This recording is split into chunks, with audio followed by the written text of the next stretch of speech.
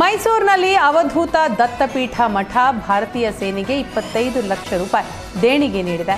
ನಿನ್ನೆ ನಡೆದ ಶ್ರೀ ಗಣಪತಿ ಸಚ್ಚಿದಾನಂದ ಸ್ವಾಮೀಜಿ ಕಿರಿಯ ಶ್ರೀ ದತ್ತ ವಿಜಯಾನಂದ ತೀರ್ಥ ಸ್ವಾಮಿ ಸಮ್ಮುಖದಲ್ಲಿ 26ನೇ ಬ್ರಹ್ಮೋತ್ಸವ ನಡೆಯಿತು. ಕಾರ್ಯಕ್ರಮದಲ್ಲಿ ಸಂಸದ ಯದುವೀರ್, ಶಾಸಕ ಶ್ರೀವತ್ಸ ಸೇರಿ ಗಣ್ಯರು ಭಾಗಿಯಾಗಿದ್ದರು.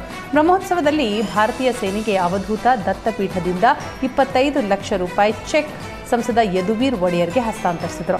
ಈ ವೇಳೆ ಮಾತನಾಡಿದ ಸಂಸದ ಯದುವೀರ್ ಒಡೆಯರ್, ಕಾಣಿಕೆಯನ್ನ ನಮ್ಮ ಭಾರತ ಸರ್ಕಾರಕ್ಕೆ ತಲುಪಿಸುತ್ತೇನೆ. ಶ್ರೀಗಳ ಆಶೀರ್ವಾದವು ಇಡೀ ಭಾರತದ ಜನರ ಮೇಲೆ, ಸೈನಿಕರ ಮೇಲೆ ಇರಲಿ ಅಂತ ಪ್ರಾರ್ಥಿಸುತ್ತೇನೆ ಅಂತ ಹೇಳಿದರು.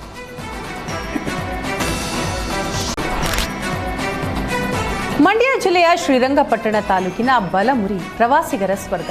ಆದರೆ ಪ್ರವಾಸಿಗರ ಸ್ವರ್ಗವೇ ಈಗ ಮೃತ್ಯುಕೂಪವಾಗಿದೆ. ಕಾವೇರಿ ನದಿಗೆ ಇಳಿದು ಮೋಜು ಮಸ್ತಿ ಮಾಡೋದಕ್ಕೆ ಮುಂದಾದರೆ ಸಾವು ಗ್ಯಾರಂಟಿ ಎನ್ನುವಂತಾಗಿದೆ. ಕಳೆದ 1.5 ವರ್ಷದಲ್ಲಿ 20ಕ್ಕೂ ಅಧಿಕ ಮಂದಿ ಪ್ರವಾಸಕ್ಕೆ ಅಂತ ಬಂದು ಬಲಿಯಾಗಿದ್ದಾರೆ.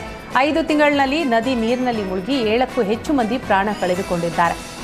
ಸಾಲು ದುರಂತ ನಡೆದರೂ ಕೂಡ ಜಿಲ್ಲಾಡಳಿತ ಮಾತ್ರ ಕಣ್ಮುಚ್ಚಿ ಕುಳಿತಿದೆ. ಕೇವಲ ನಾಮಕಾವಾಸ್ತೆಗೆ ನಾಮಫಲಕ ಅಳವಡಿಕೆ ಮಾಡಿದ್ದಾರೆ. ಕಾಟಾಚಾರಕ್ಕೆ ಸಿಬ್ಬಂದಿಗಳನ್ನ ನಿಯೋಜನೆ ಮಾಡಿದ್ರೂ ಯಾವುದೇ ಪ್ರಯೋಜನ ಆಗಿಲ್ಲ. ಬೆಂಗಳೂರಿನ ಆರ್ಎನ್ಎಸ್ ಎಂಜಿನಿಯರಿಂಗ್ ಕಾಲೇಜಿನಲ್ಲಿ ಪದವಿ ಪ್ರದಾನ ಕಾರ್ಯಕ್ರಮ ನಡೆದಿದೆ. ಹಾವೇರಿ ವಿವಿ ಉಪಕುಲಪತಿ ಡಾಕ್ಟರ್ ಸುರೇಶ್ ಜಂಗಮಶೆಟ್ಟಿ ಪದವಿ ಪ್ರದಾನ ಮಾಡಿದರು. ಆರ್ಎನ್ಎಸ್ ಸಮೂಹ ಶಿಕ್ಷಣ ಸಂಸ್ಥೆಗಳ ಸಿಇಒ ಕರಣ್ ಶೆಟ್ಟಿ, ಮುಖ್ಯ ತಂತ್ರಜ್ಞಾನ ಅಧಿಕಾರಿ ಮುರಳೀಕೃಷ್ಣ, ನಿರ್ದೇಶಕ doctor MK Venkatesh, RNS trustee Satish Shetty ಹಾಗೂ ಪ್ರಾಂಶುಪಾಲ ಡಾಕ್ಟರ್ ರಮೇಶ್ ಬಾಬು ಸೇರಿದಂತೆ ಹಲವರು ಉಪಸ್ಥಿತರಿದ್ದರು.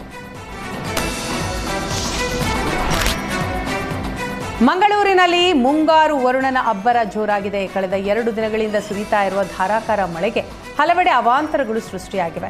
ಭಾರೀ ಮಳೆಯಿಂದ ಮಂಗಳೂರಿನ ಪಂಪೆಲ್ ರಸ್ತೆ ಮುಳುಗಡೆಯಾಗಿದೆ. ರಸ್ತೆಗೆ ನೀರು ನುಗ್ಗಿ ಕಿಲೋಮೀಟರ್ ಗಟ್ಟಲೆ ಟ್ರಾಫಿಕ್ ಜಾಮ್ ಉಂಟಾಗಿದೆ. ಟ್ರಾಫಿಕ್ ಜಾಮ್ನಿಂದ ವಾಹನ ಸವಾರರು ಪರದಾಡಿದ್ದಾರೆ. ನಿರಂತರವಾಗಿ ಸುರಿತಾ ಇರುವಂತಹ ಮಳೆಯಿಂದ ಪಂಪೆಲ್ ಫ್ಲೈ ಓವರ್ ಕೆಳಭಾಗ ಸಂಪೂರ್ಣ ಜಲಾವೃತಗೊಂಡಿದೆ.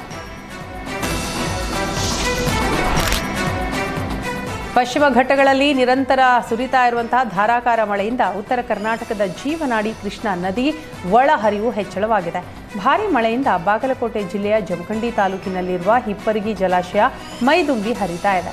ಕೃಷ್ಣಾ ನದಿ ಒಳಹರಿವು ಹೆಚ್ಚಳವಾದ ಕಾರಣ ಜಲಾಶಯದಿಂದ 42,000 ಕ್ಯೂಸೆಕ್ ನೀರು ಹೊರಬಿಡಲಾಗ್ತಾ ಇದೆ. ಬಾಗಲಕೋಟೆಯಲ್ಲಿ ಹಲವು ಕಡೆ ಪ್ರವಾಹದ ಭೀತಿ ಹಿನ್ನೆಲೆಯಲ್ಲಿ ಜಿಲ್ಲಾಡಳಿತ ಅಲರ್ಟ್ ಆಗಿದೆ.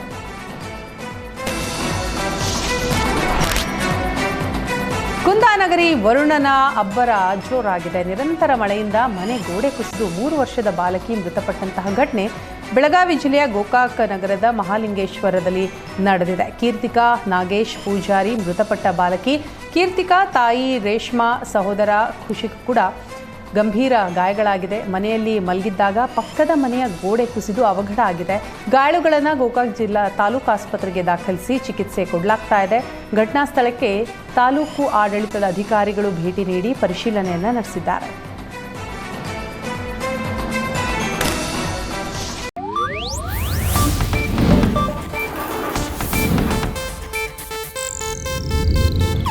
ಇದು ಏಷ್ಯಾನೆಟ್ ನ್ಯೂಸ್ ನೆಟ್ವರ್ಕ್ ಪ್ರಸ್ತುತಿ.